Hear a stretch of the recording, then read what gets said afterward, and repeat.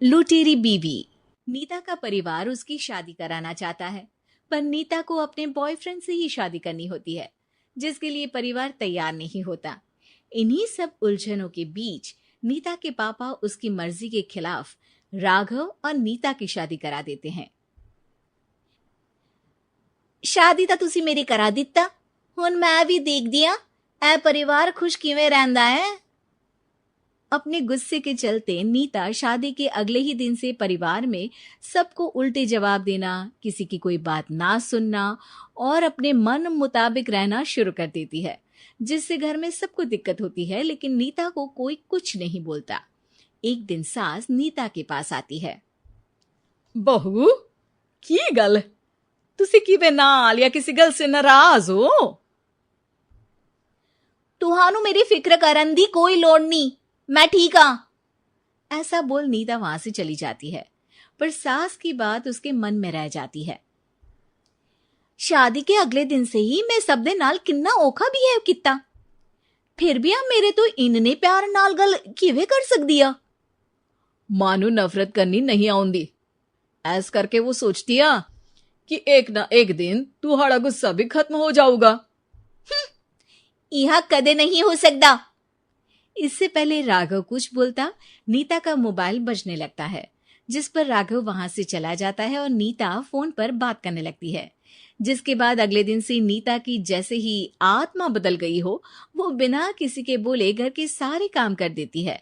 उसकी ऐसी काया पलट देख राघव और उसकी माँ हैरान रह जाते हैं।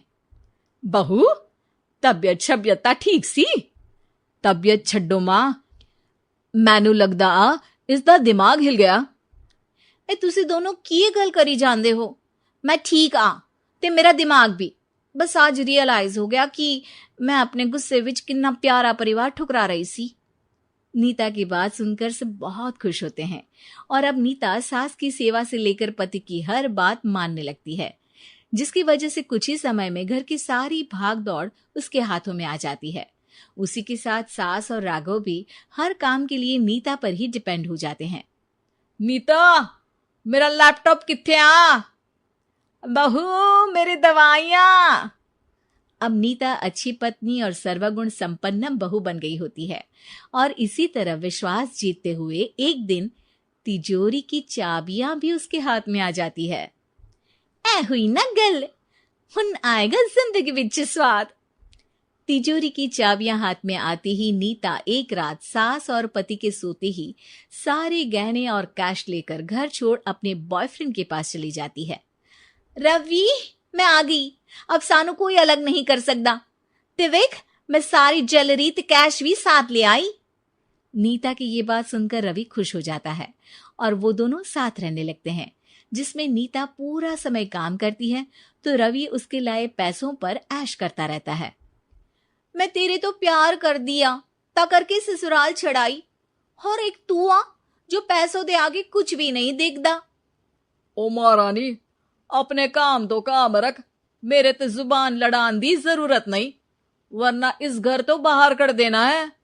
ऐ मेरा घरा तेरा ससुराल नहीं, जीवे मन किया रहली इथे रहन लाई, हाथ चला जुबान नहीं। रवि की बातें सुन नीता के सिर पर जैसे आसमान ही टूट जाता है।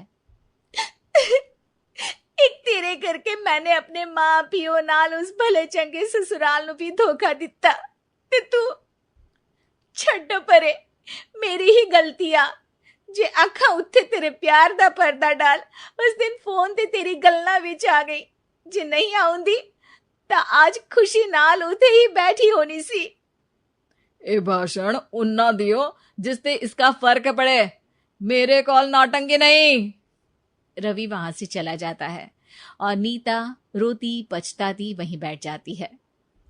हाय रब्बा, ए मैं की कर दिता, उस घर विच भी वापस नहीं जा सकती।